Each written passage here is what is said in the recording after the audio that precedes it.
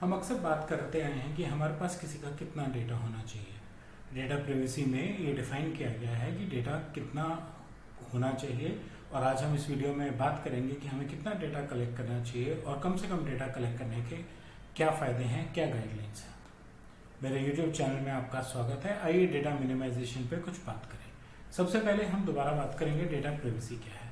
अगर आपको मुझसे कुछ काम है या मेरे डेटा चाहिए आपको किसी काम के लिए, तो आपको मुझे बताना पड़ेगा कि आपको क्यों चाहिए, आपका पर्पस क्या है, और फिर मैं तय करूंगा कि मैं अपना कितना पर्सनल डेटा आपके साथ शेयर करना चाहता हूँ और क्यों शेयर करना चाहता हूँ, और क्या उस काम को करने के लिए आपको मेरा डेटा किसी और के साथ शेयर करना है। अगर हाँ, तो किसके साथ, कितना डेटा, क्यों, उसका क्या पर्पस है, उसका क्या रोल रहेगा। राइट।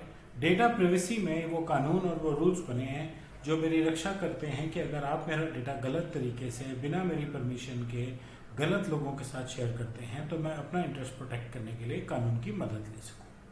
ठीक, तो ये तो हुआ डेटा प्राइवेसी। अब कहीं आप जो मेरा डेटा प्रोसेस कर रहे हैं, कहीं आप ज़रूरत से ज़्यादा डेटा तो नहीं कलेक्ट कर रहे हैं। अपने आप की रक्षा करने के लिए GDPR, CCPA और इंटरनेशनल कंप्लायंसेस कहती हैं कि आप कम से कम डेटा कलेक्ट कीजिए। उनका मैंडेट है कि आपको बताना चाहिए कि आप क्या डेटा ले रहे हैं, क्यों ले रहे हैं, कैसे प्रोसेस करेंगे, कहाँ रखेंगे, कैसे रखेंगे। उसके ऊपर मैंडेट ये है कि आपको जितना डेटा चाहिए सिर्फ उतना लीजिए। उदाहरण के तौर पे अगर बैंक वालों को अकाउंट मेरा खोलना है तो उनको ये जानने की क्या ज़रूरत है कि मेरे परिवार में कितने लोग हैं, मेरे कितने बच्चे हैं। एक सेविंग अकाउंट के लिए या एक करंट अकाउंट के लिए उन चीज़ों की ज़रूरत नहीं है, तो इसलिए वो फालतू डेटा उनको नहीं लेना चाहिए। ये एक उदाहरण है आसानी देने के लिए कि आप आसानी से समझ सकें। ऐसे आपको अगर आप खुद नोटिस करेंगे तो रोज़ के कई उदाहरण मिलेंगे जिसमें आपका थोड़ा सा ज़्यादा डेटा कलेक्ट किया जाता है।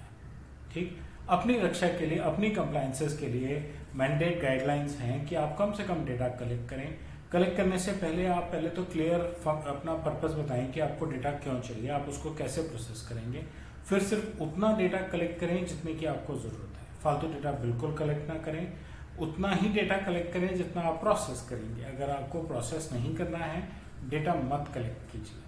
ठीक, अगर आपने डेटा कलेक्ट किया है, प्रोसेस कर रहे हैं, अपने पास स्टोर कर रहे हैं, तो उस डेटा पे एक्सेस सिर्फ उन लोगों को होना चाहिए जो प्रोसेसिंग के लिए उसे यूज़ कर रहे हैं। उसके अलावा किसी भी इंसान का उस डेटा के ऊपर एक्सेस नहीं होना चाहिए।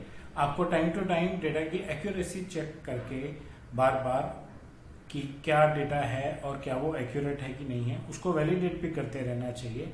बैंकिंग का ही अगर आप उदाहरण लेंगे तो जैसे आपका एड्रेस है, क्या वो चेंज हो गया है, इस तरह की KYC जैसे जो चीज़ें की जाती हैं वो एक तरह से डेटा क्वालिटी और डेटा वैलिडेशन की एक्टिविटीज़ हैं कि हाँ भाई, हमने रीचेक कर लिया है कि इनका पता वही है जो हमारे डेटाबेस में है या जो हमारे पास पहले से लिखा हुआ है।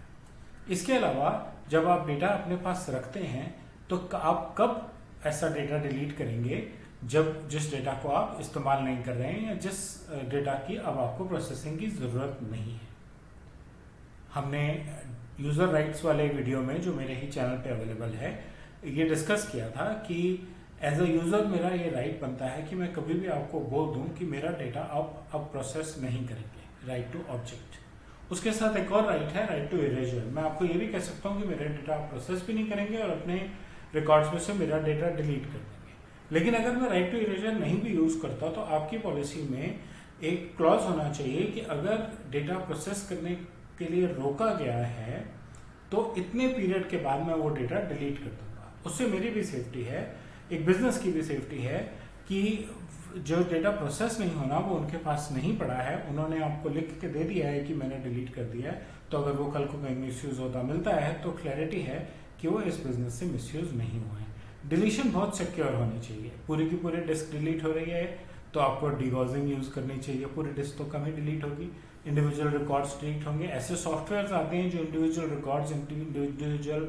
फाइल फोल्डर डिलीट करते हुए आपको मल्टीपास डिलीशन की फैसिलिटी देते हैं। मल्टीपास डिलीशन मतलब वो डिस्क में से डेटा को डिलीट करेंगे, फिर उन ब्लॉक्स के ऊपर कुछ और लिखेंगे, फिर उन ब्लॉक्स पे जो लिखा था उसको डिलीट करेंगे, फिर कुछ और लिखेंगे, फिर उसको डिलीट करेंगे, फिर कुछ और लिखेंगे। अगर आप 7 बार की ऐसी एक्सरसाइज करते हैं तो माना जाता है कि अब वो डेटा किसी भी कीमत पे उस हार्ड डिस्क से पढ़ा नहीं जा सकता। तो इस तरह के मैकेनिज्म्स यूज करके आप ये इंश्योर कर सकते हैं कि जो डेटा आप डिलीट कर रहे हैं वो एक्चुअली डिलीट हो रहा है, और आपके कस्टमर को ये सेटिस्फैक्शन दे सकते हैं कि उनकी पर्सनल इन्फॉर्मेशन अब आपके पास नहीं है। अपनी कंप्लायंस की प्रैक्टिसेस को रेगुलरली रिव्यू कीजिए, प्रॉपर डॉक्यूमेंटेशन कीजिए कि आपने क्या डेटा कलेक्ट किया था, उसको कब कब और कैसे कैसे प्रोसेस किया, और कब किसकी रिक्वेस्ट पे या किस पॉलिसी की बेसिस पे आपने उस डेटा को डिलीट कर दिया। ये बहुत इंपॉर्टेंट है। ठीक, अगर कल को कुछ प्रॉब्लम आती है तो आप बता सकते हैं कि मेरे पास ये डेटा था ही नहीं, मैंने ये डिलीट कर दिया है। ठीक, प्राइवेसी बाय डिजाइन का एक कॉन्सेप्ट है जो हम आगे चल के, जिस पे हम बहुत डिटेल में बात करेंगे अगले कुछ वीडियोस में। उसमें तो उसका कहना है कि ये जो प्रैक्टिसेस हैं ये आपकी प्राइवेसी पॉलिसी का एक पार्ट होनी चाहिए, आपके ऑर्गेनाइजेशन की वर्किंग के डिजाइन में होना चाहिए कि आपको मिनिमम डेटा कलेक्ट करना है, फालतू डेटा कलेक्ट नहीं करना है। कुछ इम्प्लीमेंटेशन प्रैक्टिसेस, आप अपने प्रोसेसेस को रेगुलरली ऑडिट कीजिए। आप क्या डेटा कलेक्ट करते हैं, आप वो डेटा क्यों कलेक्ट करते हैं, उस कलेक्टेड डेटा को उसके यूसेज प्रोसेस के साथ मैप कीजिए। उससे आपको टाइम टू टाइम पता लगेगा। ऐसा हो सकता है कि आप कोई एक्टिविटी करते थे अपनी ऑर्गेनाइजेशन में जो किसी वजह से आपने करनी बंद कर दी, तो उस एक्टिविटी से रिलेटेड जो पर्सनल डेटा है उसको भी डिलीट कर दीजिए। आप क्यों अपने यहाँ पे ऐसा डेटा रखना चाहते हैं जो कल को मिसयूज हो सकता है और आपके लिए प्रॉब्लम हो सकती है। अपनी पॉलिसीज बिल्कुल क्लियर रखिए कि डेटा मिनिमाइजेशन के लिए आप क्या क्या कर रहे हैं। अपने एम्प्लॉयज को ट्रेन कीजिए कि वो मिनिमम पॉसिबल डेटा कलेक्ट करें। जहां जहां पॉसिबल है डेटा को एनोनिमाइज भी कीजिए, यानी कि डेटा में कुछ ऐसे चेंजेस डाल के रख दीजिए कि अगर डेटा गायब भी हो जाए तो पूरा का पूरा डेटा किसी और को ना मिले, उसे डेटा एनोनिमाइजेशन कहा जाता है। और जिन लोगों के पास डेटा का एक्सेस है उनकी रोल बेस्ड एक्सेस होनी चाहिए, यानी कि जिसको जितना डेटा चाहिए उसको सिर्फ उतना डेटा ही दिखेगा, फालतू डेटा नहीं दिखेगा। ये कुछ चीजें हैं जो गाइडलाइंस हैं, बेस्ट प्रैक्टिस हैं डेटा मिनिमाइजेशन को लेके। उम्मीद है आपको मेरा कंटेंट अच्छा लगा होगा। आप फीडबैक कॉलम्स में कमेंट्स कर सकते हैं और अपना फीडबैक शेयर कर सकते हैं। और अगर आपको मेरा कंटेंट अच्छा लगता है तो मेरे चैनल के साथ सब्सक्राइब करें, बेल आइकन दबाएं, लाइक बटन दबाएं।